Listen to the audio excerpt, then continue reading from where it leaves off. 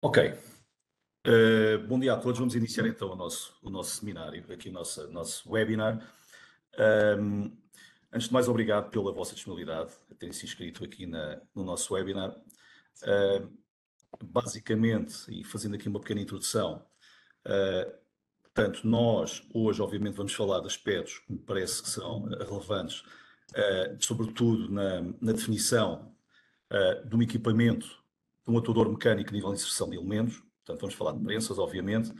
Recordarmos apenas que este seminário terá uma duração aproximada de cerca de 1 hora. Nós vamos ter os vossos microfones e câmaras desligadas, portanto, essa informação também está disponibilizada, portanto, no chat aqui do Webex. Alguma questão que vocês tenham, entretanto, poderão colocar as vossas questões no chat, portanto, a nível de comunicação. Elas não serão respondidas de imediato, em direto, digamos assim, deste webinar. Nós iremos, portanto, guardá-las, saberemos quem é que as colocou e, posteriormente, terão a nossa resposta, provavelmente, através do colega Samuel. Pode passar, Samuel, por favor. Portanto, os oradores é o Samuel Vaz e eu próprio. Portanto, o Samuel está connosco já há cerca de 2 anos, tem alguma experiência já anteriormente com questões de prensas, não propriamente este género de atuadores. Não obstante, há uma ligação forte da sua função anterior relativamente, digamos assim, àquilo que nós apresentamos aqui na Kistler. Eu, sobretudo, sou uma pessoa que estou relacionada já há cerca de 20 anos, um pouco mais neste momento, com questões, sobretudo a nível de medição. Pode passar o slide, por favor. Portanto, a nível de tópicos, neste seminário, como eu vos tinha falado inicialmente, nós vamos tentar fazer aqui uma análise mais ou menos genérica e tentar tocar nos pontos que nos parecem fundamentais para a seleção adequada no atuador mecânico. Nem sempre é fácil, nós sabemos, inclusive é porque posteriormente à seleção de um atuador, portanto, uma prensa, muitas das vezes há alterações, seja na ferramenta, no próprio processo, e portanto as coisas deixam de se alinhar. Não obstante, nós vamos focar-nos naquilo que é possível, naquilo que é necessário, e vamos abordar vários assuntos, como questões mecânicas, como questões relacionadas com a calibração da prensa, cuidados a ter. Portanto, vamos abordar vários aspectos que penso que são interessantes para vocês e úteis no futuro para nos ajudarem a nós, que fornecemos estes equipamentos, mas a vocês também a nível de projeto, na identificação e definição do atuador adequado. Pode passar, por favor. Eu vou fazer aqui uma breve introdução à Kistler. Estou a ver os convidados que estão neste momento na sala, conhecem-nos bastante bem. Isto é apenas um protocolo. Portanto, mas aqui está uma empresa suíça, digamos que está, de certa forma, espalhada um pouco por todo o mundo, tem mais do que 60 centros de venda e cerca de 12 fábricas espalhadas um pouco por todo o mundo. Um ponto que me parece importante aqui alertar é que cerca de 9% do turnover, portanto, da faturação que esta empresa tem, na totalidade, não é só o seu EBITDA, não é só a sua margem de lucro, é investida completamente a nível de investigação e desenvolvimento, e temos várias parcerias com universidades e por aí adiante. Inclusive em Portugal também há essas ligações. Relativamente, digamos assim, à nossa área de atuação, em Portugal, sobretudo a indústria automóvel, aeroespacial também temos alguma coisa, a indústria de moldes, mas basicamente tudo o que mexe, mesmo a indústria médica, tudo o que mexe, tudo o que necessita um sensor, seja um sensor de força, portanto, digamos, se a força estiver presente, seja binária, aceleração, mesmo deslocamento, temperaturas, portanto, aqui isso de facto tem implicações a esse nível. O que é que eu vos posso aqui alertar, talvez que parece que poderá ser interessante, é que de facto não apenas relacionem o Kistler com aquilo que vocês conhecem, eu estou a ver os colegas que estão nesta sala, mas nós em particular trabalhamos também com áreas desportivas, inclusivamente com monitorização de pontes, de estradas, portanto é uma empresa bastante vasta. A nível nacional nós não temos esta intervenção de uma forma tão ativa, mas pronto, é uma empresa global e, como eu disse, tudo o que mexa e que necessite sensores, nós estamos presentes. Pode passar, por favor. Um moto que nós temos a nível futuro é o que está aqui representado. Portanto, a Kistler tem, digamos assim, a sua intenção de intervir diretamente no desenvolvimento humano, seja a nível de mobilidade, portanto estamos a falar aqui de condução autónoma, seja, nesta imagem que eu tenho aqui, a era dos dados, em que vocês podem aqui verificar exatamente várias questões, vários pontos que nós lidamos diariamente, que é com Big Data, como é que nós podemos obter sinais de vários transdutores e como é que os podemos disponibilizar e da forma mais rápida possível para que possamos intervir num determinado processo. E são dificuldades que nós temos a nível de desenvolvimento, tentamos lidar com eles, por isso precisamos de sensores adequados, com capacidade de transmissão adequada e sistemas de aquisição e processamento de sinal, obviamente, que também possam processar esta informação da melhor forma.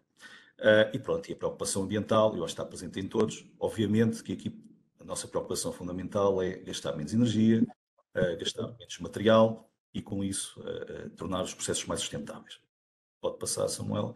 Para terminar aqui a introdução inicial da Kistler, portanto, a Kistler não é apenas um fornecedor de sensores. Atualmente, portanto, nós focamos nos sensores, focamos nos sistemas de aquisição e processamento de sinal e softwares, sobretudo numa perspectiva mais vertical a nível de integração. Ou seja, agarrar informação e disponibilizá-la a nível de management, através do MES, por exemplo, de forma a que a administração possa tomar decisões, seja para redução dos tempos de ciclo, como já falei, gastos energéticos. Portanto, de facto, nós trabalhamos nestas 3 vertentes que estão aqui devidamente plasmadas. Pode passar, por favor, Samuel. E eu passo ao Samuel. Exatamente. Portanto, obrigado pela introdução e eu vou começar aqui com falar um bocadinho das diferenças e vantagens entre os sistemas servoelétricos versus hidráulicos e pneumáticos, ok? Portanto, começando aqui pela precisão, os sistemas servoacionados oferecem uma maior precisão e repetibilidade no que toca ao controle da força, velocidade e posição, resultando numa produção constante de alta qualidade. Em relação à versatilidade, portanto, as experiências elétricas normalmente são mais facilmente ajustáveis a vários processos de produção, no que toca aos cursos, tamanhos, velocidades e controle de força, que permitem uma grande versatilidade em grandes tipos de processos produtivos, não é? Acomodando vários tipos de materiais e vários tipos de geometrias. No que toca aqui à manutenção, portanto, os sistemas geralmente, estes sistemas geralmente têm menos componentes comparativamente aos sistemas hidráulicos e mesmo pneumáticos, fazendo com que tenham também uma manutenção mais simples e duradoura comparativamente aos sistemas normais, diga-se assim. Em relação à parte da limpeza, também não menos importante, e mais especificamente em relação aos sistemas hidráulicos, portanto, as experiências servoelétricas não necessitam de fluidos hidráulicos, que resultam numa operação sem sujidade, eliminando também o risco de fugas de óleo e contaminação de peças. A nível da operação, é uma operação mais silenciosa, portanto, toda a gente sabe que os sistemas elétricos operam de uma forma substancialmente mais silenciosa do que os sistemas hidráulicos e pneumáticos, que acabam por também contribuir para um ambiente de trabalho bem mais agradável. A nível de segurança, e também como vamos depois ver mais à frente, e mais com o Luís também, os sistemas elétricos geralmente oferecem também várias opções de segurança integradas, como limites de força, travões de segurança e de retenção, que aumentam a segurança do operador, quando é o caso, não é? E não estão integradas em células totalmente automatizadas, como também de outros componentes que possam existir na linha. A nível de setup, portanto, com este controle preciso e altamente programável, os sistemas elétricos permitem uma rápida programação e integração, permitem também um rápido setup quando queremos fazer mudanças de produção, portanto nós conseguimos fabricar outras peças muito rapidamente, que aumenta também a nossa produtividade e eficiência. No que toca aqui à indústria 4.0, portanto, as experiências servoelétricas são mais facilmente integradas. Isto depois relaciona-se mais com o nosso leitor, que nós vamos ver também mais à frente, o Maximus, mas pronto, são mais facilmente integradas noutros sistemas e linhas inteligentes, que depois permitem monitorização em tempo real, aquisição de dados e capacidade de controle, que pronto, são coisas essenciais para a indústria 4.0.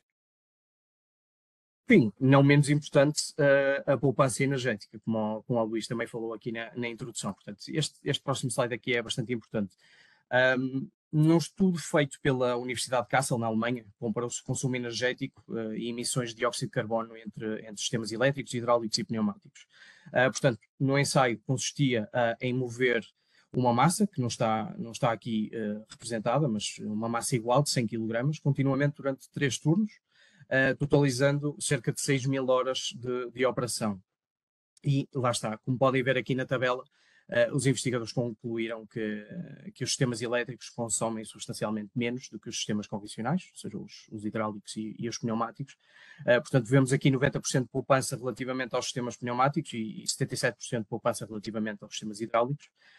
Portanto, aqui a nível de números, 8.380 no pneumático kWh, hidráulico 3.602 e no servo apenas 816, e pronto, e quando consideradas aqui emissões de 644 gramas de dióxido de carbono por kWh, vemos que as emissões igualmente 5.300 aqui no pneumático, 2.300 no hidráulico, e nos sistemas servoelétricos apenas foram consumidos emitidos 525 kg. Portanto, concluindo, é uma poupança indiscutível quando se fala no uso de sistemas elétricos e quando comparamos aos sistemas convencionais, fora todas as vantagens que eu mencionei já no slide anterior. Passamos agora para uma breve explicação das diferentes tecnologias de medição de força que usamos nas nossas experiências, começando pela extensiometria. Portanto, o funcionamento dos sensores tensiométricos é algo familiar a muita gente, no entanto, também resumidamente, estes sensores funcionam através da deformação de um filamento metálico em zigue-zague, semelhante a este que está aqui representado. Obviamente que para diferentes aplicações e para medições assim mais complexas, a geometria do zigue-zague pode ser um bocado diferente, mas concluindo, com a deformação deste filamento, nós vamos fazer variar a resistência elétrica do mesmo, ok? Obtendo então uma proporção linear entre a aplicação de uma força com a variabilidade da resistência elétrica. Para isto nos ser útil, como estamos a falar de variações muito pequenas, não é? Neste filamento, este extensómetro é integrado no circuito chamado ponto Whetstone, que nos permite amplificar a medição obtida para valor exponencial, aqui no meio da ponte, que conseguimos interpretar com equipamentos eletrónicos de medição. Aqui podemos ver uma representação gráfica do princípio de medição, do sensor tensiométrico, como falei, ou seja, com a deformação do sensor alteramos a resistência, variando a nossa ponte Whetstone e provocando assim uma variação da diferença de potencial. Neste slide aqui fazemos uma análise mais técnica, sinceramente não é preciso entrarmos em tanto detalhe, mas simplesmente temos aqui as relações entre o input e output, ou seja, desde a deformação até ao nosso sinal, e como é que nós relacionamos a força, que é basicamente através desta deformação. No que toca à piezoeletricidade, o conceito base é semelhante, mas a tecnologia é totalmente diferente. Portanto, semelhante no sentido em que aplicamos uma força e conseguimos obter um output proporcional do sensor. Ou seja, neste caso, o que obtemos no sensor piezoelétrico é uma variação de carga, devido às cargas positivas ou negativas que se alteram, consoante a aplicação de esforços na rede cristalina. Okay? Posto isto, para podermos obter valores úteis, necessitamos sempre ter um amplificador conectado ao sensor que nos vai amplificar e converter o sinal. Comparando as duas tecnologias, muito resumidamente, ambas são válidas para muitos processos, sendo que existe, aqui uma clara vantagem para os sensores piezoelétricos no que toca a processos altamente dinâmicos e que requerem uma alta sensibilidade no processo, e também pela capacidade que estes sensores têm de se poderem inserir em vários processos diferentes, ou seja, com exigências de força diferentes e com praticamente a mesma sensibilidade desde o zero. Mas sobre este ponto também eu vou falar um bocadinho mais.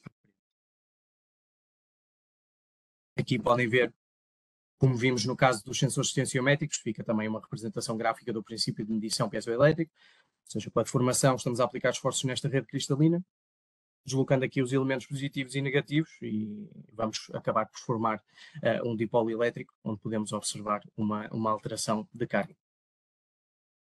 Ora, existem também vários materiais com propriedades piezoelétricas.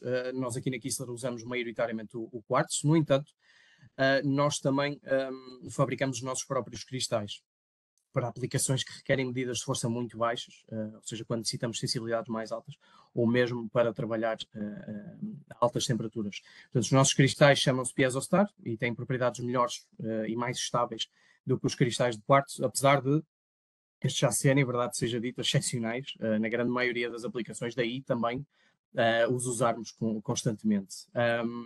Aqui nesta tabela podem ver uma pequena comparação entre o quartzo e o Piezo-Star e muito rapidamente, pronto, a nível de sensibilidade, o Piezo-Star é cerca de 5 vezes mais sensível. Portanto, excelente para medir processos com forças extremamente pequenas ou altamente dinâmicos. A nível de estabilidade, o Piezo-Star é um cristal muito mais estável nas suas propriedades do que o quartzo, porque é produzido num ambiente perfeitamente controlado e não na natureza. Em relação aqui à germinação e twinning, isto é um efeito que vocês podem ver aqui nesta imagem em cima. É um efeito indesejável no crescimento de cristais, portanto, o cristal natural pode começar a desenvolver, digamos, gêmeos e imperfeições. No entanto, o processo industrial do Piezo-Star elimina completamente o twinning e estas imperfeições, obtendo assim um cristal inteiro sem qualquer perturbação na rede cristalina e podendo ser assim melhor aproveitado. A temperatura, como falei, ou seja, devido à estabilidade que o Piezo-Star tem, consegue operar a temperaturas mais elevadas do que o quartzo. O quartzo, tipicamente, até aos 600 graus, funciona perfeitamente. A partir daí já não funciona tão bem. E pronto, e a nível de reprodutibilidade, fábrica industrial, claro que o Piezo-Star conseguimos ter uma alta reprodutibilidade em relação ao quartzo. Idealmente, a resposta de um sensor seria sempre a mesma, não é? Durante toda a sua escala. Mas infelizmente não é o caso e é uma das características mais importantes num sensor, que é a sua linearidade, ou falando mais corretamente, a sua não linearidade. Portanto, representa-se aqui a não linearidade por um valor em percentagem da gama completa de medição, ou o valor de fim de escala, ou seja, se, por exemplo, pegarmos num sensor de 10 kN com uma linearidade de 0,5%, como está aqui, diz-nos que o sensor terá um erro sensivelmente de mais ou menos 50 Newton numa dada medição. Portanto, este erro é relativo a uma linha ideal de resposta do sensor, ou seja, basicamente uma reta, sempre com o mesmo declive desde o início da medição até ao valor de fim de escala. Os sensores piezoelétricos, uma das grandes vantagens é que a medição útil começa praticamente do zero do sensor até ao seu valor de fim de escala. Portanto, enquanto que nos sensores tensiométricos, para termos valores com repetibilidade e fiabilidade, portanto, apenas podemos contar com valores acima dos 20%, mais ou menos 30% do valor nominal do sensor. E é assim, o que é que isto significa quando estamos a falar especificamente das prensas? Portanto, significa que quando temos uma prensa piezoelétrica, além da excelente capacidade de resposta, nós também vamos ter uma maior versatilidade no tipo de aplicações as quais podemos utilizar esta prensa, ou seja um processo a 90% da força nominal da prensa, ou depois um processo a 10% ou menos, temos sempre uma garantia de que, pelo menos a nível de força, estamos a medir de uma forma correta e repetível. Relativamente às prensas que usam sensores tensiométricos, são igualmente válidos e muitas vezes até podem até ser melhores do que as piezoelétricas para certas aplicações, mas temos que definir melhor o tipo de aplicações que possam ser feitas nesta prensa. Lá está, se estivermos a trabalhar até cerca destes 20 ou 30% da gama de força da prensa, os valores não vão ter tanta repetibilidade como se tratasse de uma prensa com tecnologia piezoelétrica. Claro que isto são apenas características do funcionamento base destas tecnologias e o objetivo disto não é simplificar isto como uma tecnologia é melhor e outra é pior. Não, são as duas muito válidas, daí utilizarmos as duas e cada cliente, ou melhor, cada aplicação é que vai definir qual é a melhor solução. Ok? Portanto, passamos agora para a apresentação das características técnicas das prensas do nosso portfólio. Okay? Começamos aqui pela 2153, ou a nossa NCFM. Portanto, é a nossa prensa mais versátil no âmbito do fornecimento, com uma grande variedade, tanto a nível de forças, assim como nos cursos. Portanto, até aos 300 kN standard e com pedidos especiais podemos alcançar mais, até aos 600 kN, por exemplo.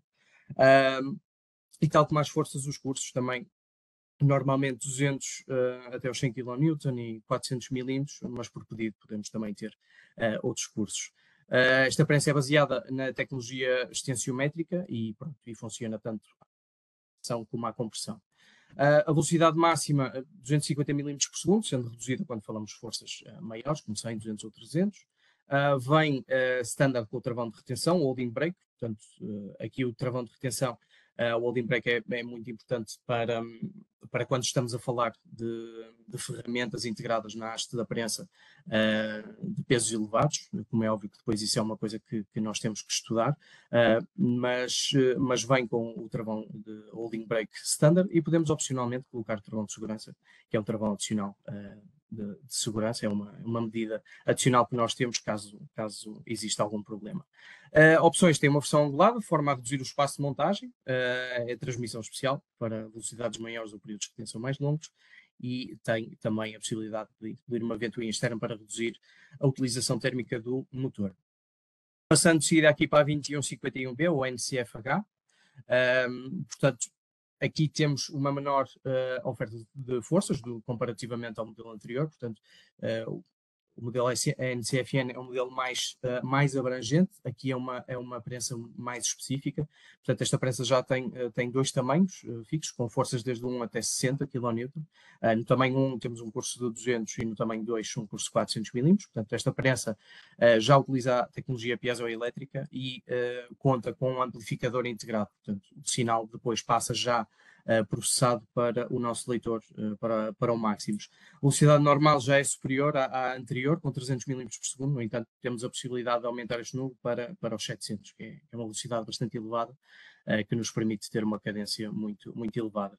No que toca ao travão, esta também vem com um travão de retenção standard, e uma nota aqui sobre a construção da prensa é que o seu acionamento é através de um eixo oco cuscado, como podem ver aqui na imagem. Isto permite-nos ter uma prensa de tamanho muito próximo do seu curso, portanto, com uma alta precisão e um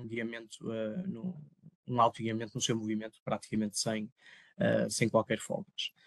De seguida temos aqui a NCFS, ou a 2152, onde a grande vantagem desta prensa é a sua possibilidade de ser montada juntamente com outras para atingir uma distância mínima de 70 mm entre centros de haste, como podem ver aqui neste diagrama, por ter, lá está, esta construção trapezoidal. Portanto, uma fica invertida da outra e elas, ao encostar, ficam um máximo de 70 mm entre centros de hastes.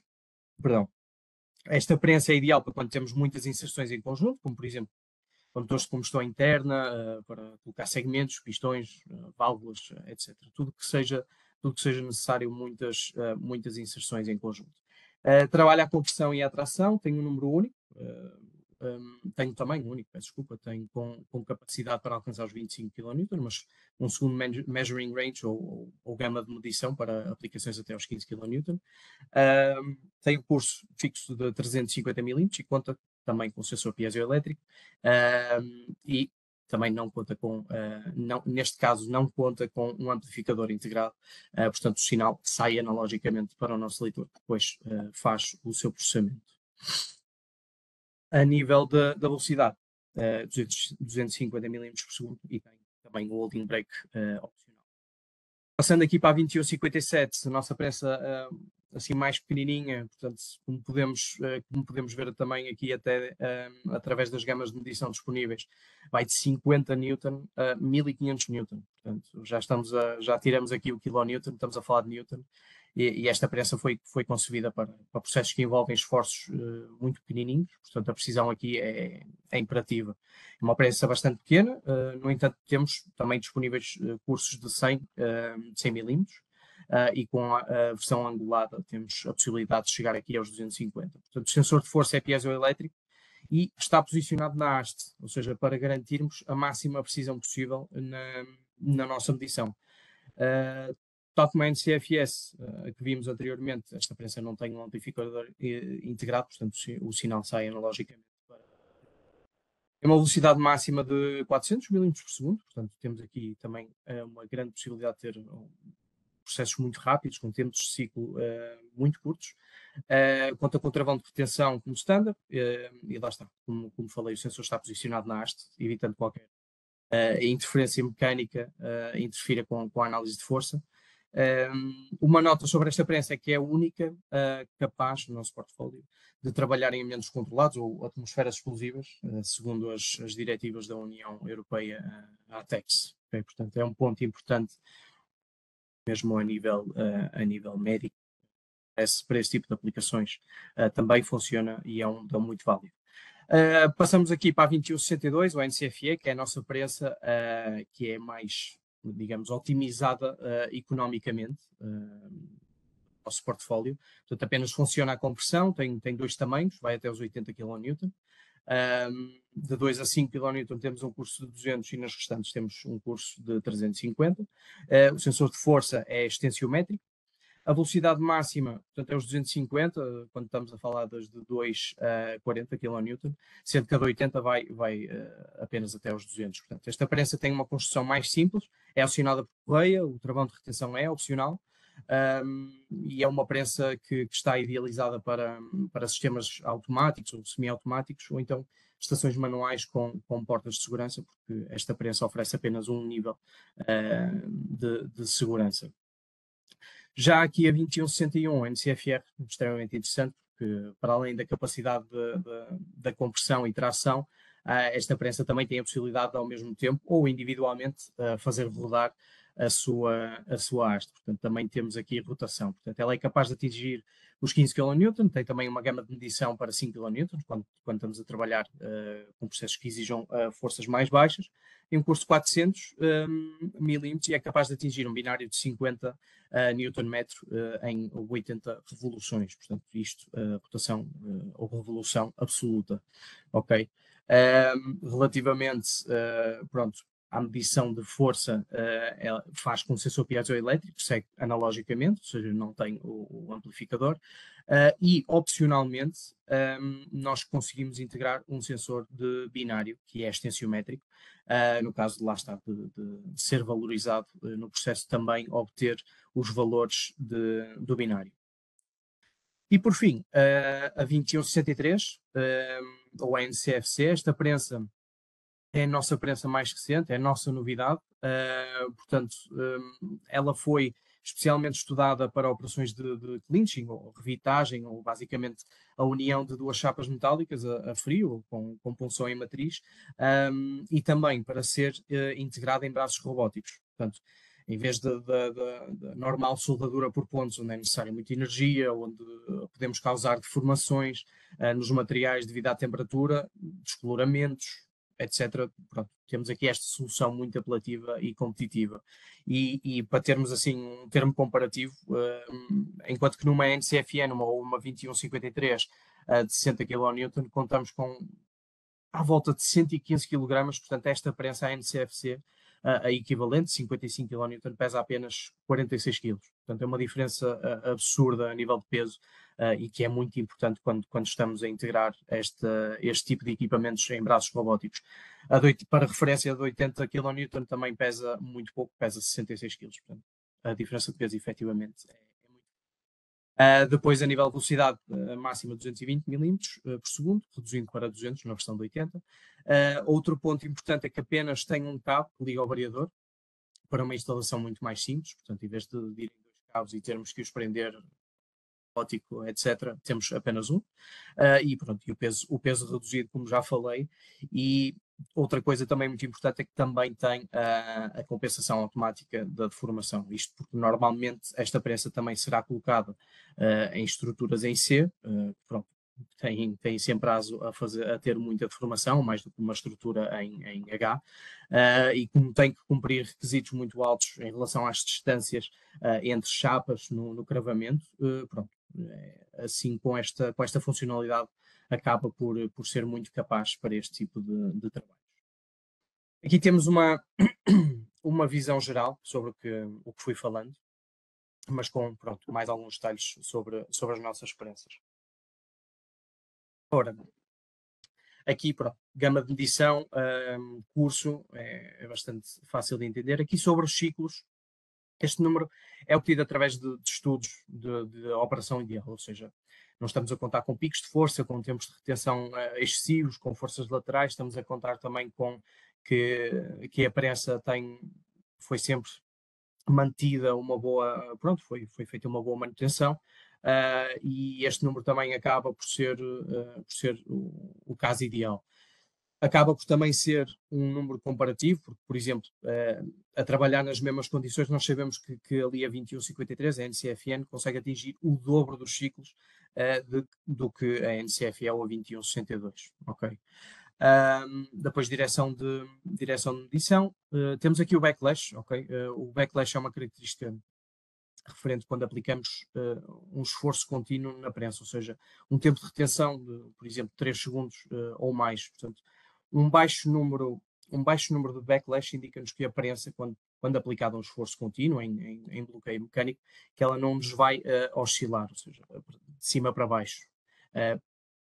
Quando estamos parados, mas na aplicação de esforço, portanto, sistema de acionamento e toda a cadeia de transmissão, o que nós queremos é que ele não infira, não tenha muita interferência, principalmente oscilante, quando nós queremos garantir uma força ou quando queremos atingir um objetivo de força. Portanto,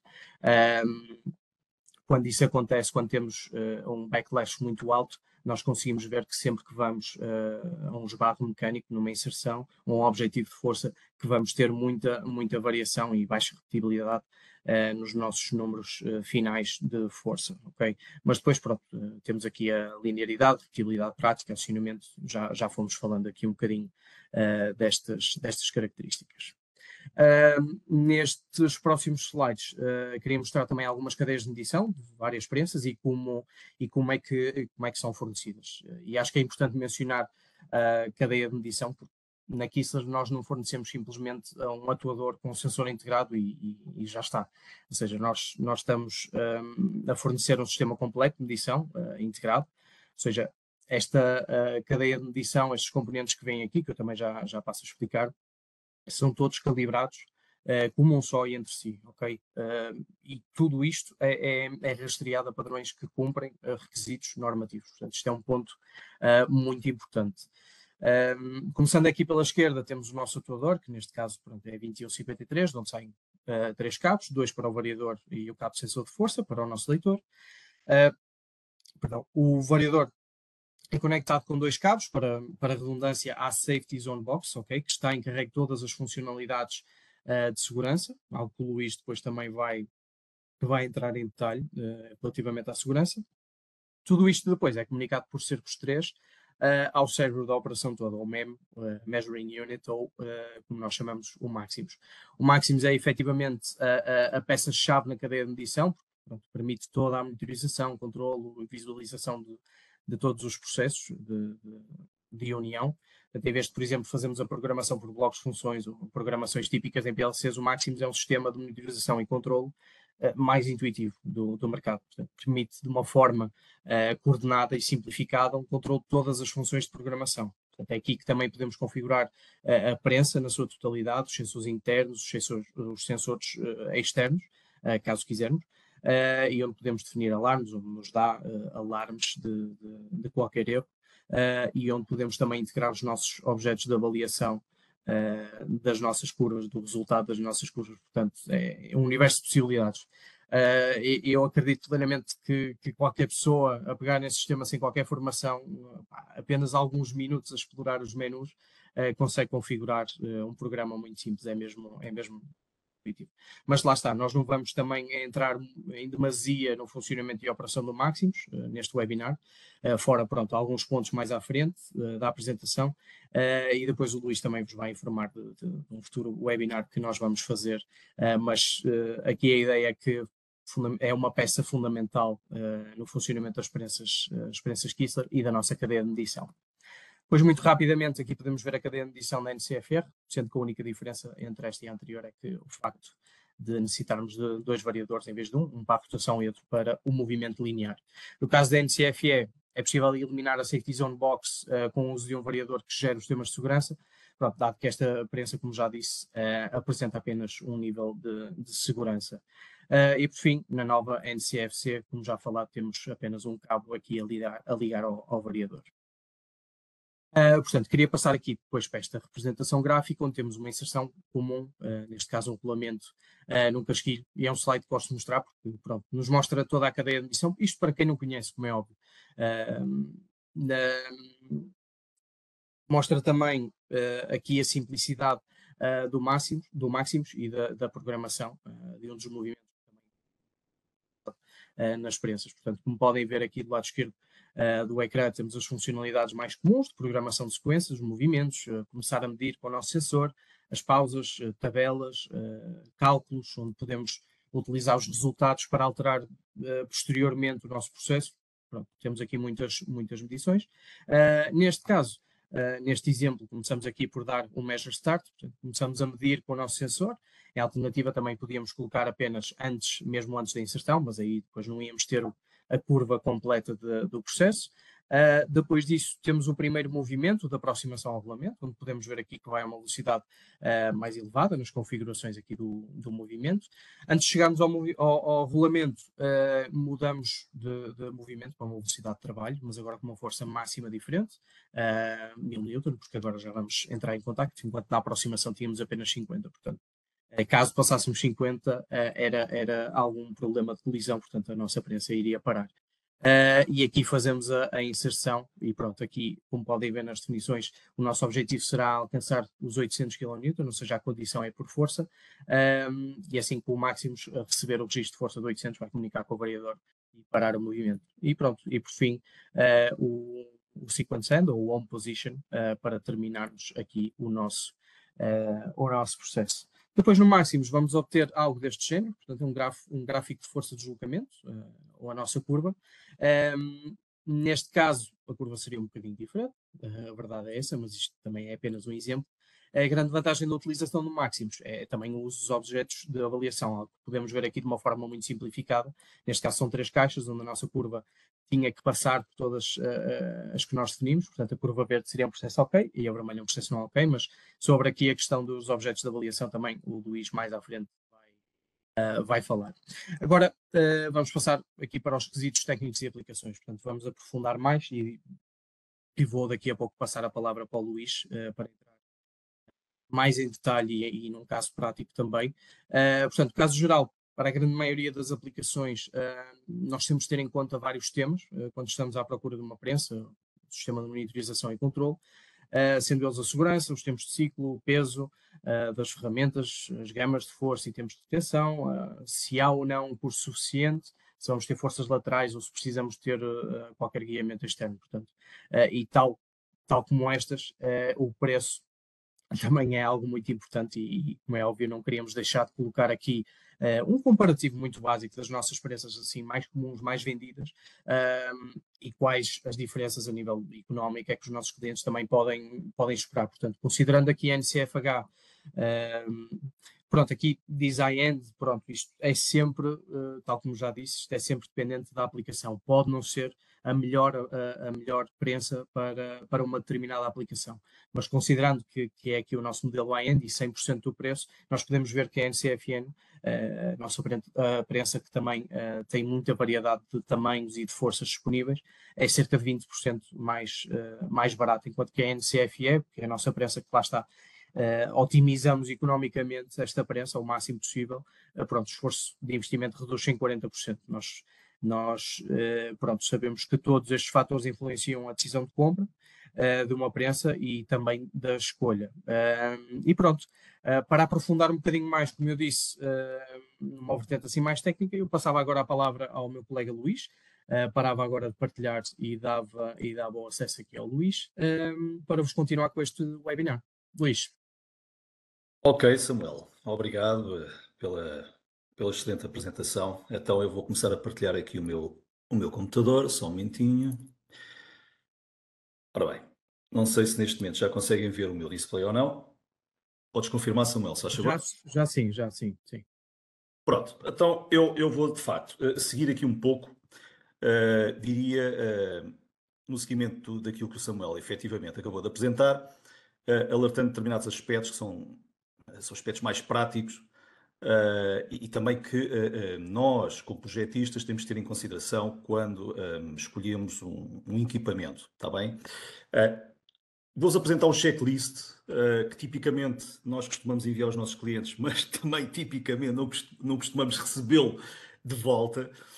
Portanto, vou forçar aqui um bocadinho esta situação, porque de facto é fundamental. Vocês vão entender quando nos pedem conselhos à Kistler, exatamente qual o atuador adequado para uma determinada aplicação.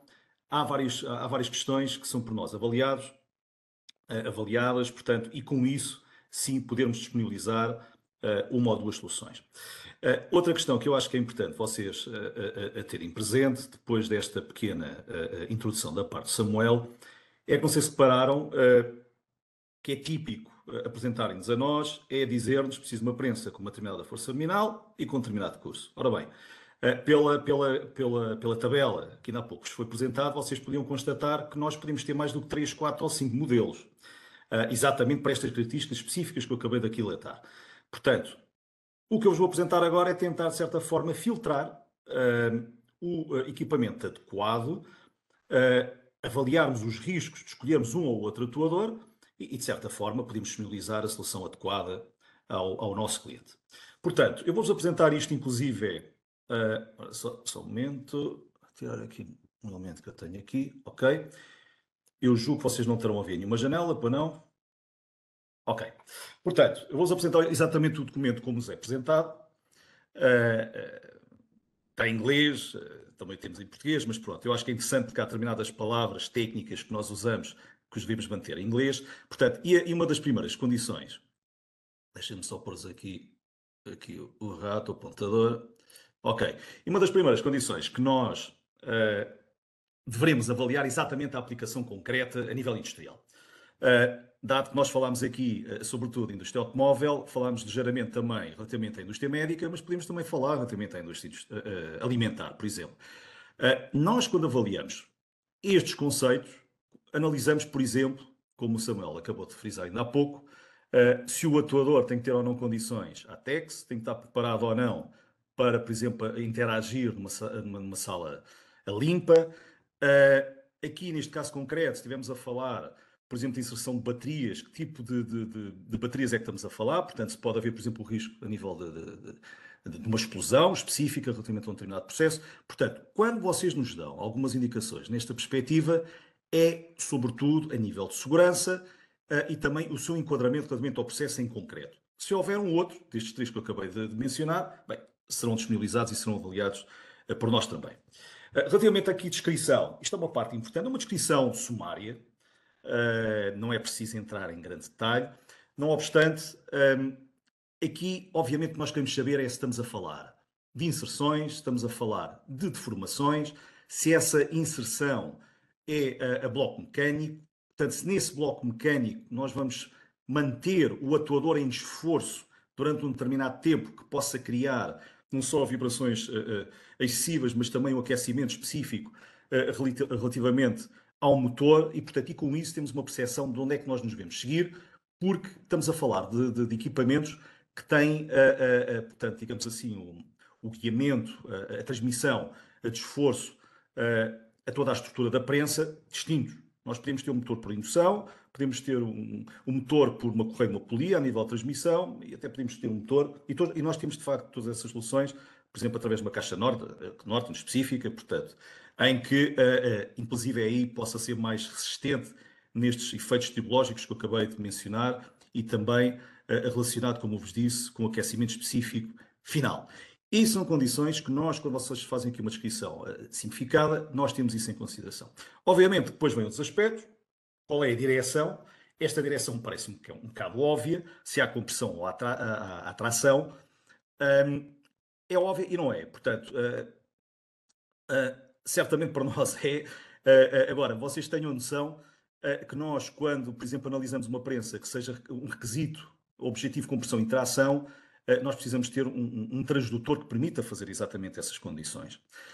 Se nós quisermos, por exemplo, fazer análise, ou mesmo o cálculo de modo de elasticidade, sei lá, estou a pensar num material resiliente, um elastómero, ou inclusive temos uma barra metálica pelo seu encroamento, não é? Portanto, um CK45, quando nós comprimimos um elemento, ele tem tendência de recuperar devido à sua parte elástica. Se nós queremos compensar isso ou queremos avaliar isso para atingirmos, por exemplo, um ponto de formação específico e não passarmos desse ponto porque teríamos problemas, obviamente temos de ter sensores de grande exatidão. Já falámos aqui de prensas a esse nível, mas estou a falar neste caso em específico da 2151, em que possamos fazer não apenas a análise da compressão, mas do par-ação-reação que está a ser realizado. Portanto, esta direção é bastante abrangente, nós não podemos entrar em grande detalhe aqui, mas tenham um overview exatamente daquilo que eu acabei de transmitir. Relativamente à direção, isto também é importante, estamos a falar de uma prensa vertical, horizontal ou até de baixo para cima. No horizontal, sobretudo, se tivermos ferramentas extremamente pesadas ou próximas de 70%, 80% da capacidade máxima de uma prensa, isto dá-nos indicações se eventualmente não temos que apresentar um outro tipo de atuador em que o eixo seja mais resistente. Ainda há pouco vimos a 2151 que tinha o eixo oco, não sei se recordam, Samuel mostrou uma imagem. Aí provavelmente uma prensa deste género poderia ter problemas, sobretudo se o eixo tiver, a haste estiver excessivamente estendida, exatamente por questões de gravidade. Portanto, eu provavelmente, tecnicamente, não iria para uma prensa dessas. Cá está um exemplo que o Samuel tinha mostrado, a hand, que eu não iria propô-la, é mais caro, mas não iria propô-la, iria exatamente para um atuador intermédio, na perspectiva de vos dar estruturalmente mais resistência para que o comportamento da nossa prensa fosse o mais linear possível. Muito bem. Depois, outras questões nós temos que ter em consideração, o que está aqui plasmado. Portanto, vocês podem ver aqui no ponto 2, que é importante, obviamente, sabermos qual é o tempo de ciclo em movimento. Isto, basicamente, permite-nos caracterizar a vocês, se tiverem interesse, nós podemos fazer exatamente esse estudo para vocês, qual é o número de peças que podemos realizar, mas também que tempos são necessários de pausa para que, efetivamente, questões relacionadas com o aquecimento do motor, portanto, dar algum tempo de relaxação específica ao motor para que haja dissipação térmica e que não possamos pôr em causa exatamente os enrolamentos de indução que determinados equipamentos que nós temos têm. Já agora, a 2151, uma tal mais cara, parece que estou sempre a falar mal dela, mas estou a encontrar-vos notas de comparação para perceberem que, de facto, para a mesma carga nominal, temos várias prensas e, se calhar, eu não iria, nesta situação concreta, também para a situação mais cara, que é essa prensa, portanto, a menos económica, vamos chamar assim, é uma prensa, de facto, de um motor de indução.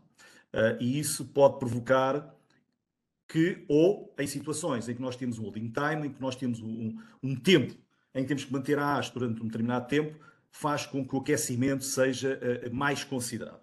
Portanto, há métodos, nós contabilizámos isso, mas obviamente toda esta informação que está aqui a ser transmitida dá-nos exatamente a possibilidade de nós avaliarmos se o tempo de paragem, por exemplo, em esforço da prensa, se é excessivo ou não, e se com isso não podemos ou não colocar em causa a parte física do próprio atuador.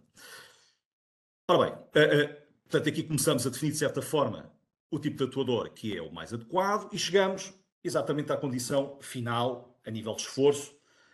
Portanto, quando nós estamos a desenhar a nossa assinatura de sinal, a nossa curva, como mais frequentemente se costuma designar, em que procuramos exatamente quais é que são as condições finais dessa deformação ou dessa inserção. Pode ser por posição tipicamente, como vocês sabem, utilizamos, por exemplo, se tivermos, ainda há pouco vimos o exemplo, um rolamento que está assim inserido num determinado alojamento, uma chumaceira, em que nós não queremos levar esse rolamento a bloco mecânico, portanto a top mecânico, aí a posição poderá ser um requisito. Em força, exatamente o contrário, se formos a top mecânico. Isto é discutível, vou ser honesto, porque os equipamentos da Kista permitem sempre, de certa forma, estarem a avaliar estas duas condições de uma forma simultânea. Infelizmente não temos tempo para abordar como é que isso faz, mas tenham isso presente. Não obstante, obviamente, se eu definir a condição de força, ele vai inicialmente procurar-me esta condição inicial, está bem? E poderá ser redundante depois a posição ou vice-versa. Temos outras condições, que é exatamente a força por bloco. Aqui e aqui, eu vou-vos mostrar depois uma imagem a seguir, são situações em que o equipamento tem, através da inteligência artificial que ela tem, se quiserem, eu chamaria machine learning ou closed loop control, portanto, a possibilidade da própria prensa ou do atuador mecânico se autorregular para que a força, o objetivo final, seja atingida. Ou seja, o que é importante nós termos presente é, quando nós definimos uma força e uma posição, devido à massa da ferramenta, devido às condições dinâmicas da prensa, velocidades, acelerações, que estão, de facto, configuradas, por exemplo, no nosso variador, no Indadrave, que ainda foi pouco demonstrado, poderá ocorrer em determinadas situações nós queremos a força em um determinado ponto, uma posição em um determinado ponto, mas ao avaliarmos exatamente a nossa curva, estamos a constatar que nos estamos, e meto isto entre parênteses, a passar exatamente essas condições. Isso tem a ver exatamente com aquilo que eu vos tinha mencionado anteriormente, tem a ver com aspectos dinâmicos e até de aquecimento que possam ocorrer ao longo do processo. Portanto, nós a definimos estas condições, Block Force e Force Feedback Control, estamos de certa forma a dar controle à prensa em determinadas condições, nós definimos essas condições também para que ela se autorregule. Obviamente que aqui corremos um risco, que é se estivermos dependentes relativamente a tempos de ciclo, podemos começar a ter problemas, sobretudo se os tempos de ciclo forem muito apertados, porque, de certa forma, a prensa poderá demorar mais tempo do que aquilo que é, de facto, admissível relativamente ao tempo de ciclo. Portanto, vocês, quem tiver, e já vi vários colegas que estão presentes neste webinar, que conhecem o equipamento, portanto, é aqui que nós configuramos tanto a questão do bloco como também da Force Feedback Control. Se tiverem dúvidas, por favor, falem connosco. Aqui demoraríamos uma hora só a explicar isto, portanto, não temos tempo para isso. Portanto, outra das condições que nós temos neste checklist é, obviamente, temos presente qual é a força expectável, qual é o custo expectável. O peso da ferramenta é muitíssimo importante para nós. Não é só o peso da ferramenta, ainda há pouco também um desenho, a descrição da ferramenta, para percebermos a sua simetria e a sua deformação, para entendermos, por exemplo, se temos um eixo que deve ser mais resistente às deformações ou se pretendemos que seja uma prensa mais rápida. Portanto, reparem bem, com a mesma força nominal, nós podemos ter estas duas considerações, ser mais resistente por um lado ou mais rápida. Isto não tem a ver com o peso da ferramenta, obviamente tem a ver com a sua estrutura, tem a ver com a sua rigidez e com a sua simetria. Já falámos disto, holding time, portanto, holding force também, eu já entrei um bocadinho com alguma profundidade relativamente a estes dois aspectos que estão aqui mencionados. E depois, também o Samuel já vos tinha mostrado um pouco, entendemos um pouco aquilo que é expectável para vocês, a nível de sequência ou de estratégia relativamente à inserção, à deformação de um determinado elemento, em que eu pus aqui também, se houverem posições intermédias, muitas das vezes vocês não colocam. Isto significa o quê? Além daquelas duas que o Samuel vos apresentou, portanto, a velocidade ou posição de aproximação, e aqui sim a atuação do atuador mecânico em esforço, e eventualmente termos uma posição intermédia entre estas duas. Isto às vezes acontece quando nós, por exemplo, temos elementos com bastante elasticidade. Eu estou a pensar, por exemplo, no sinobloco, ou estou a pensar inclusive a barra, que ainda há pouco falei, que tem alguma deformação, e o que eu faço é que continuamente eu estou, de certa forma, a deformar, obtenho, por exemplo, através de um sensor externo, essa cota, regresso novamente acima, através de uma posição intermédia, e depois entender exatamente qual é a recuperação elástica desse elastómero. Sabemos que a partir de um determinado ponto, e esse elastómero pode ter uma recuperação distinta entre si, tipicamente é o que acontece, devido a várias condições. Nós definimos depois exatamente, de uma forma não absoluta, mas relativa, a partir da cota que nós tiramos, quanto é que, por exemplo, pretendemos depois que o nosso atuador avance. Tipicamente isto acontece até em condições normalizadas. Portanto, estou a falar obviamente de processos complexos, mas pronto, tenho essa percepção que se houverem coisas deste género, falem connosco, porque nós teremos com certeza capacidade e todo o gosto em ajudar-vos a encontrar a solução adequada. Ora bem, o Samuel também já falou disto. Depois de todas estas condições que nós já falámos, resistência, esforços axiais e radiais, tangenciais, entramos na parte de segurança, ok? Portanto, reparem que ainda há pouco foi apresentado que nós temos mais do que um tipo de variador, não é? Consoante o modelo. Obviamente que o mais económico tem especificidades que não terão os outros. Eu, para vos deixar uma noção genérica e rápida, porque o tempo está a voar, entendam que, por exemplo, eu vou-lhe chamar a cinzenta, é muito conhecida por muitas das pessoas.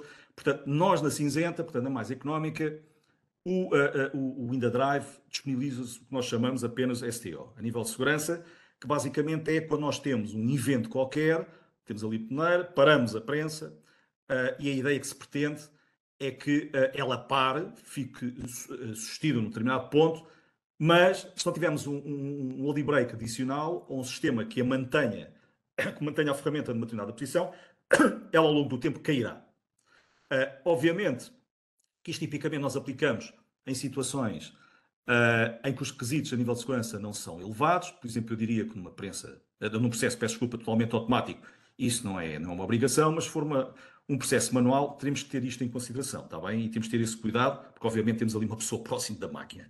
Se, por outro lado, a nível de exatidão, nós quisermos, por exemplo, fazer pequenos ajustes inicialmente, quando estamos a fazer o quilómetro zero, para perceber exatamente, por exemplo, onde é que eu devo aproximar-me e a partir de que momento é que eu devo começar a fazer um determinado esforço a uma determinada velocidade e, portanto, tem que fazer pequenos ajustes. Teremos que ir para outro tipo de equipamentos. Infelizmente, são os equipamentos mais caros, em que há um controle muito superior relativamente ao variador.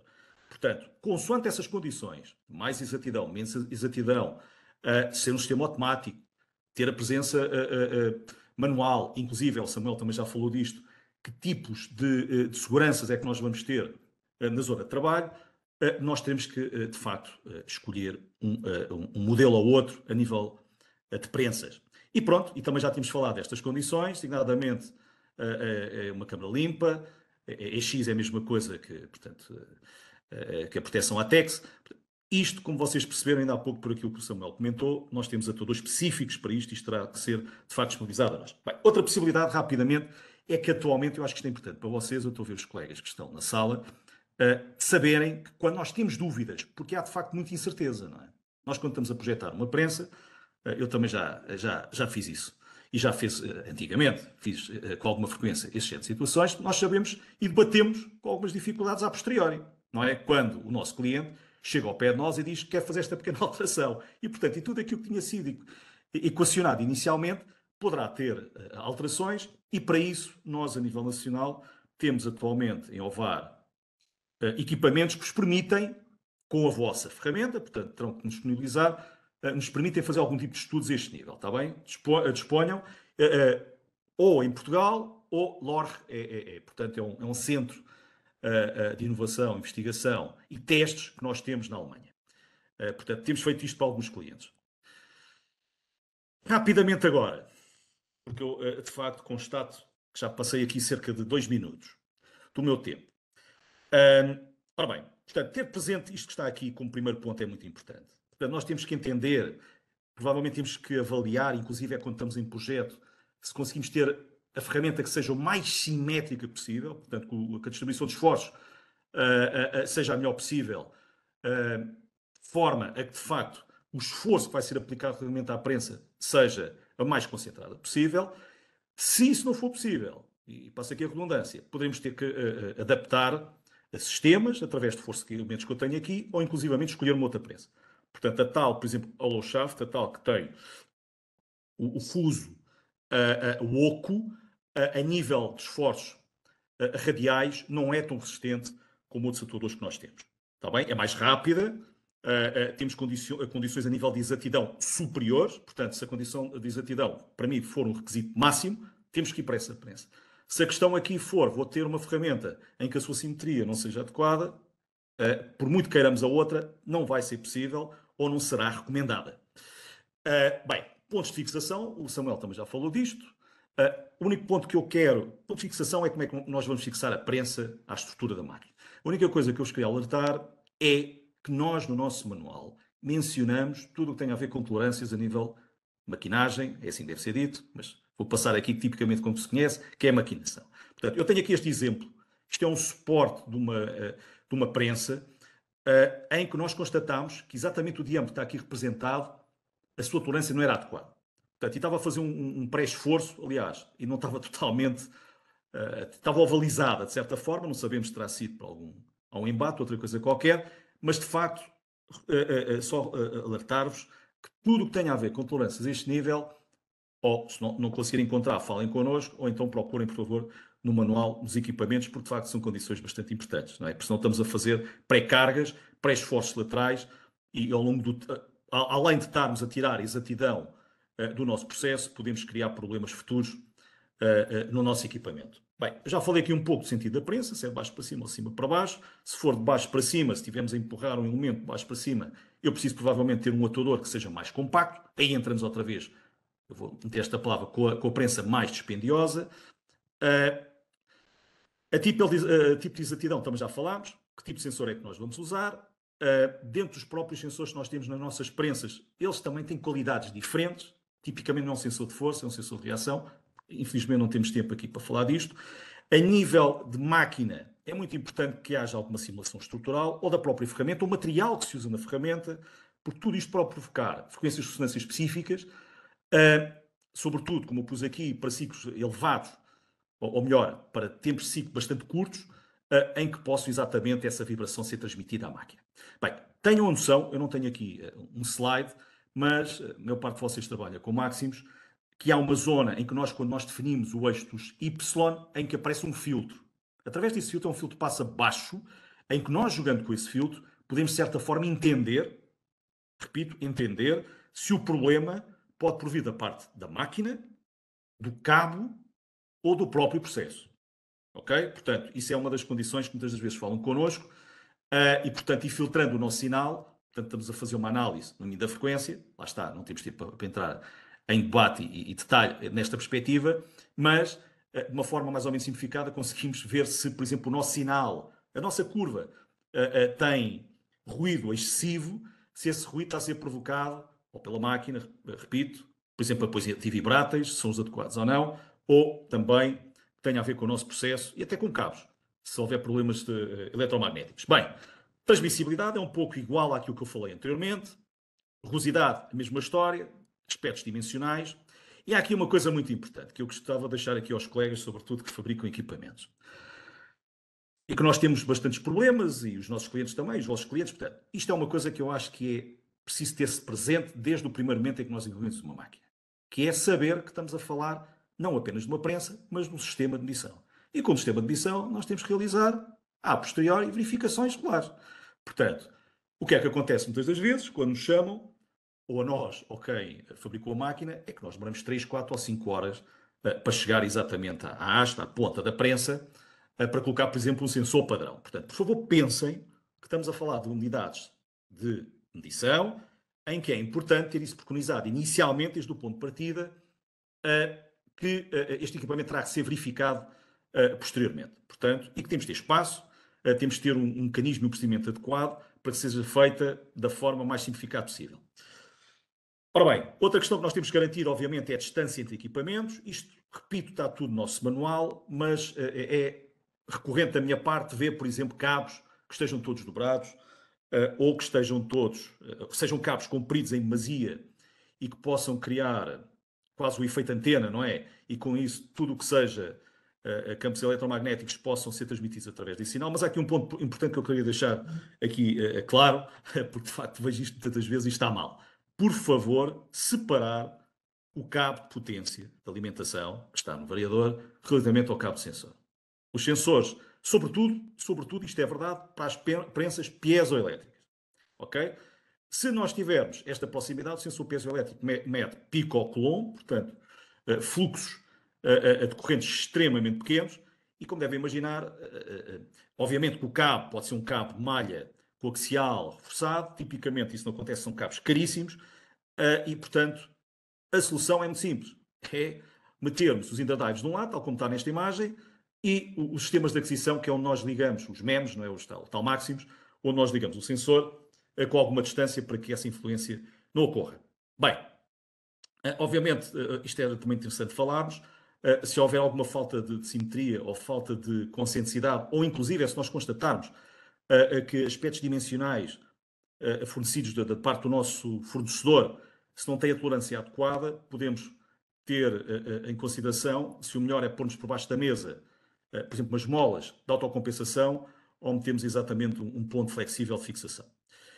Outra parte importante, nós fabricantes de máquinas, ou vocês fabricantes de máquinas, nós não fazemos isso, vocês fabricantes de máquinas, era muito importante que no quilómetro zero fosse obtido uma curva de referência e que através dessa curva de referência no futuro pudesse ser uma perspectiva de verificação rastreada perante um determinado padrão. Portanto, se for possível, por favor, arranje 2, 3 peças típicas, caracterizem-nas, obtenham a curva de referência e disponibilizem aos vossos clientes, porque eles um dia mais tarde calibram a prensa, passado um dia têm alguma dúvida, ou porque a mandaram uma pancada, ou porque tiveram um esforço lateral e não têm mecanismo de autocomparação. Desta forma, de uma forma simplificada, poderão o fazer. Eu acho que é uma mais-valia, honestamente, que um fabricante de máquina poderá disponibilizar ao seu cliente final. Bem, Já falámos das forças laterais, eu aqui não vou entrar em muita consideração. Sobretudo, cuidado nas forças laterais da tal eixo oco ou na mais pequenina. Ela, não obstante, tenha aqui uma nota de identificação. Portanto, quando nós apertamos a ferramenta, não devemos ter um binário excessivo. Aliás, suplantar os 3 Nm são ali representados.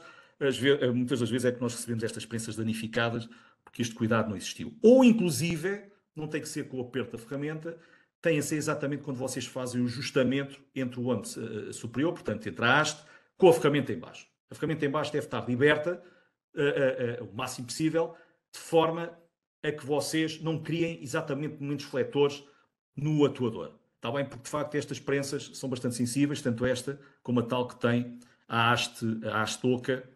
Portanto, lá está. Não é perfeita. É mais cara, mas não é perfeita.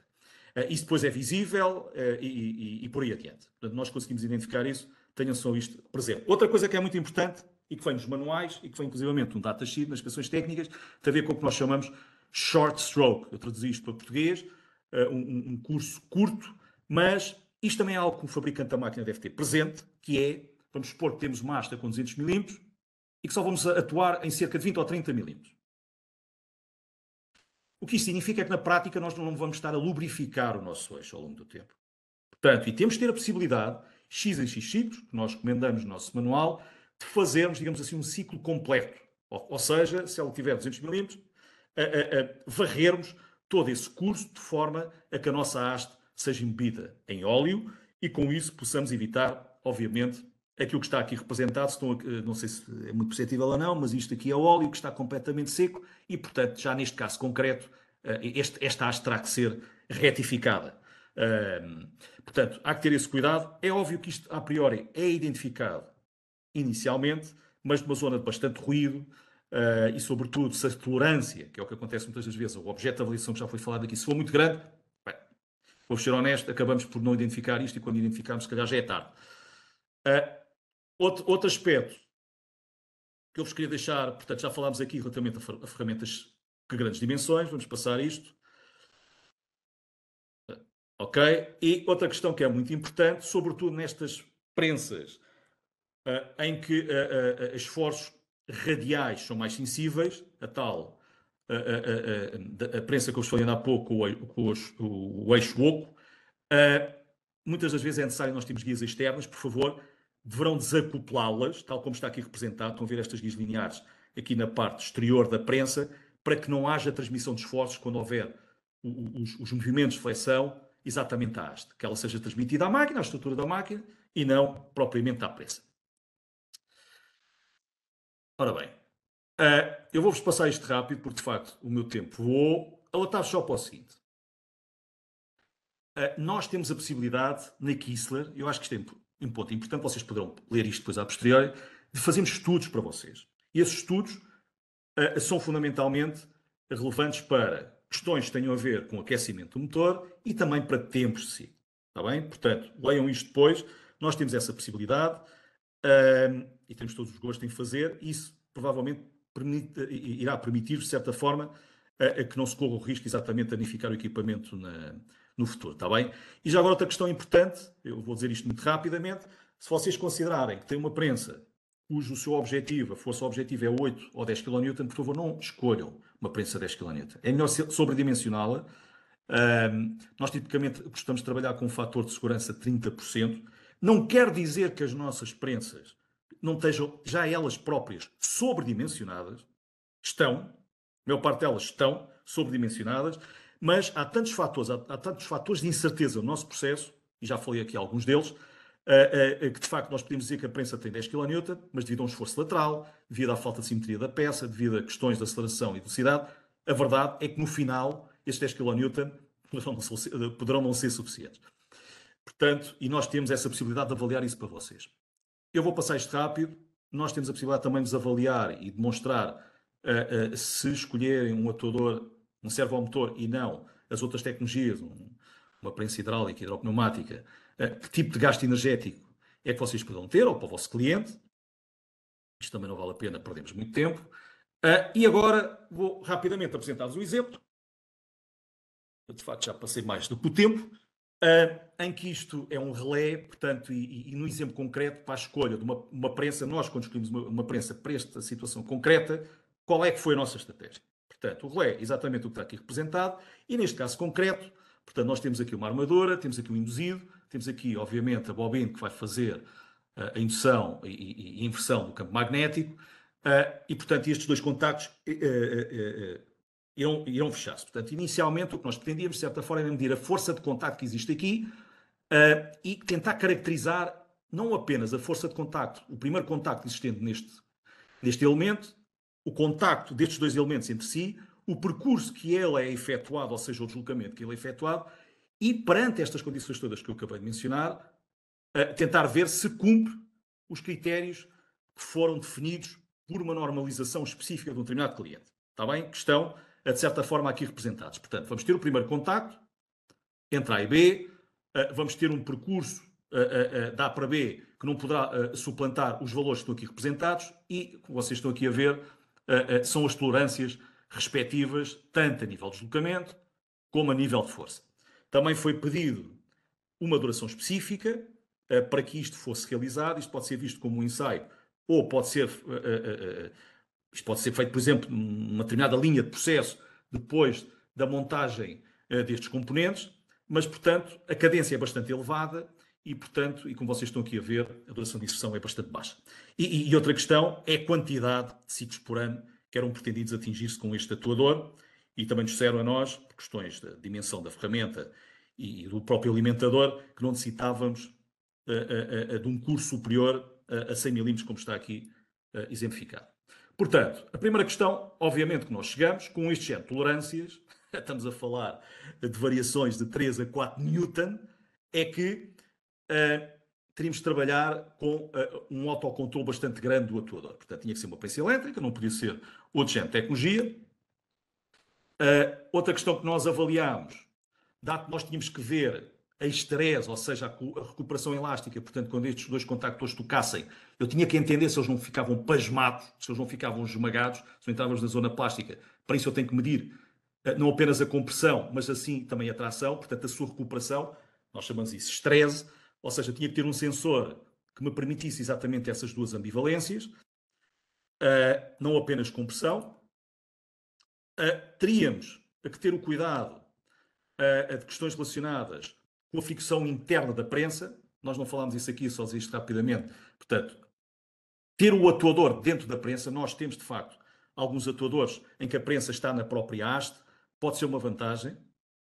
Porquê? Porque obviamente se tivermos pancadas, o sensor está muitíssimo mais protegido. Não obstante, o sensor está colocado na haste, em determinadas situações pode criar, por fenómenos de fricção, algum ruído. Okay?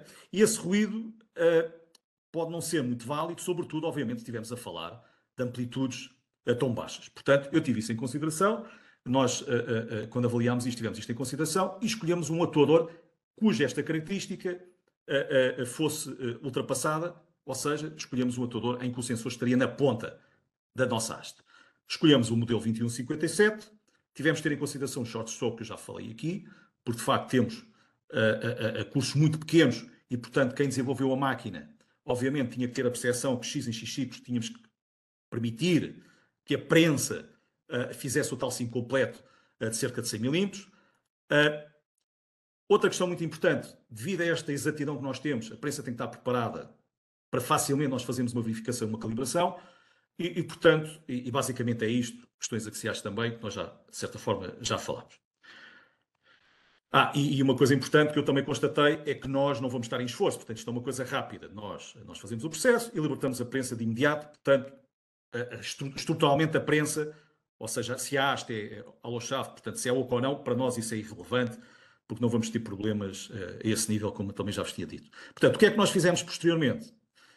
Inicialmente, portanto, tentámos quantificar uma curva de referência, uma curva ideal, uma curva padrão. Vocês podem ver aqui exatamente a parte de compressão e da parte de tração. A seguir, o que é que foi feito? Depois de caracterizar isto, bem, tivemos um problema, que era no meio de mais de 25 tipos de objetos de avaliação, escolher aquele que fosse o adequado para este processo. Ok? O que foi escolhido, neste caso concreto, foram o que nós chamamos de Unibox, e pontos de inflexão, portanto, identificar o ponto de inflexão, porque estes pontos de inflexão estão associados com o primeiro contacto do contactor, o segundo contacto do segundo contactor, até chegarmos até, digamos assim, ao contacto máximo e o seu retorno, e tentámos, segundo o que estava normalizado, calcular durante um determinado processo, não apenas a força, que eu ainda há pouco tinha demonstrado, mas também o seu deslocamento. E, portanto, o que nós acabámos por obter foi algo similar a isto.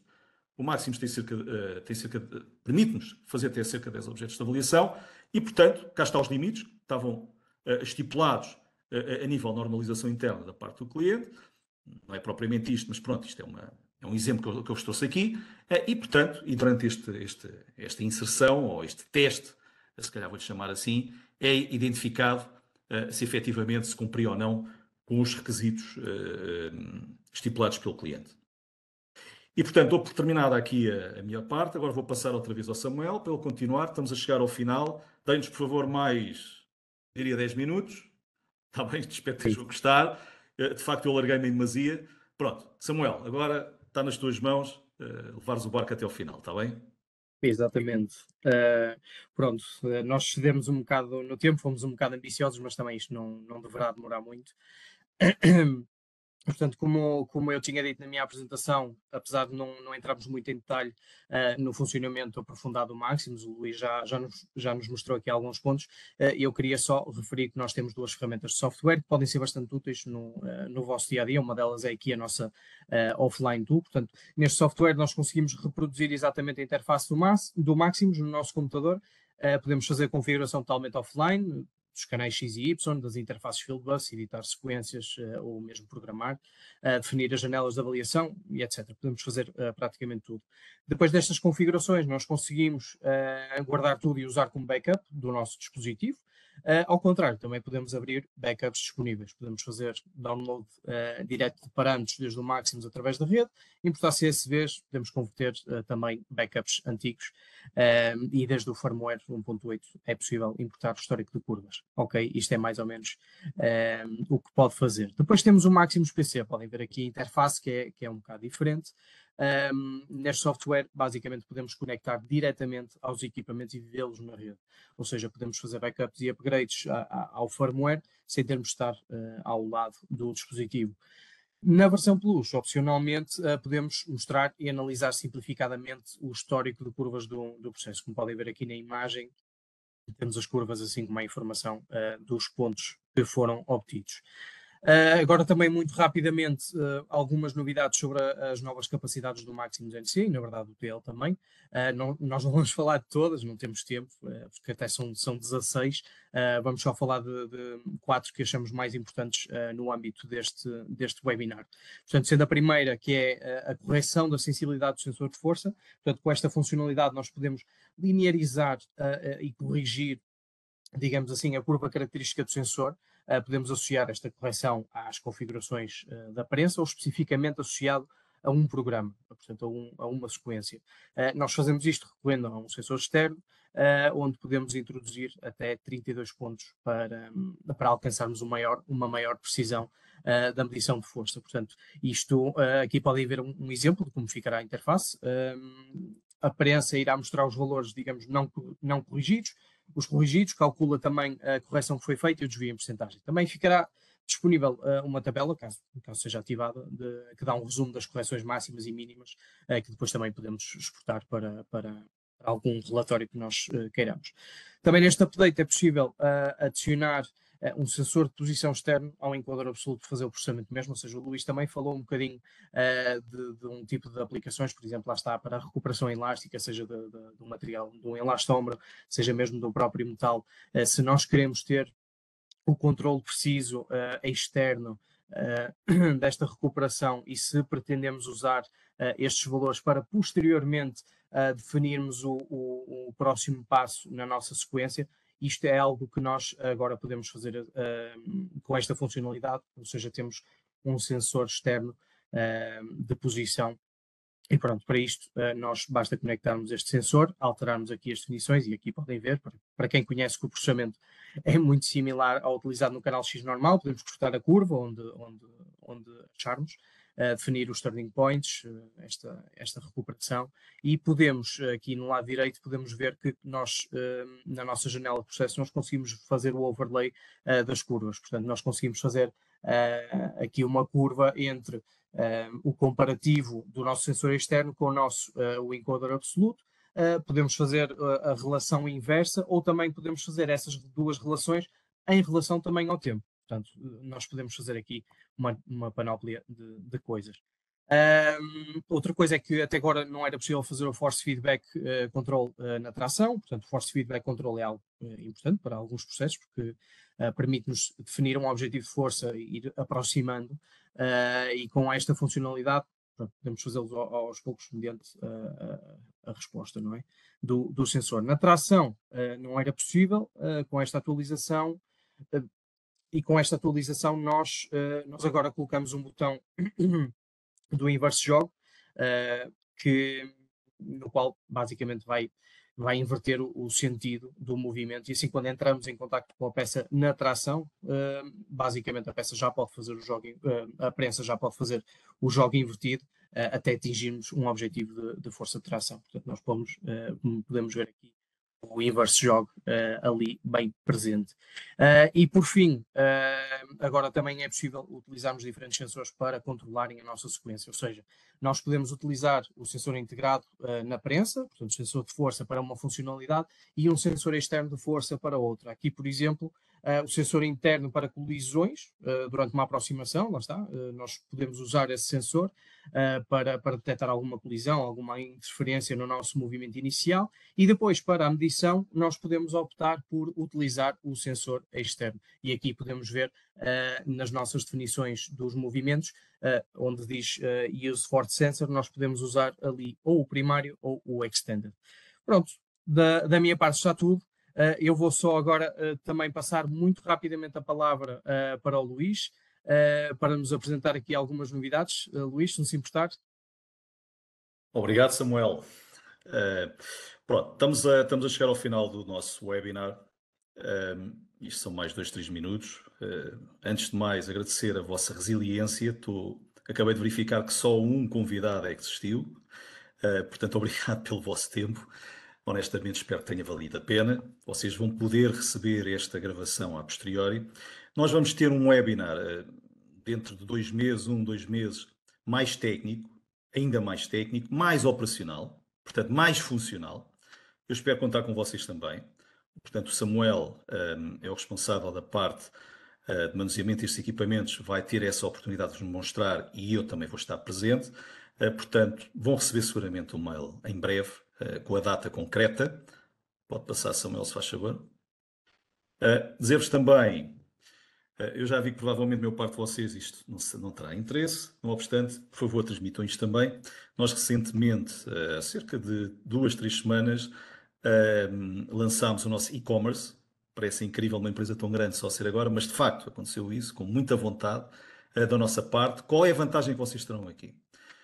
A vantagem é poderem ver preços, poderem acompanhar encomendas e perceber a disponibilidade dos componentes.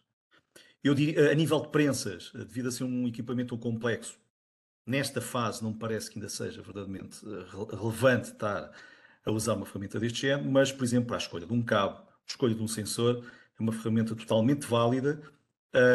E pronto, e basicamente a partir deste momento vocês têm essa disponibilidade, terão que se inscrever no MyKistler, e portanto a partir daí têm acesso à informação que eu vos acabei de mencionar. Portanto, chegamos ao final. Muito obrigado pelo vosso tempo, repito, sei que estive junto de vários colegas e de vários amigos. Não se esqueçam que nós continuamos aqui, portanto disponíveis para vocês.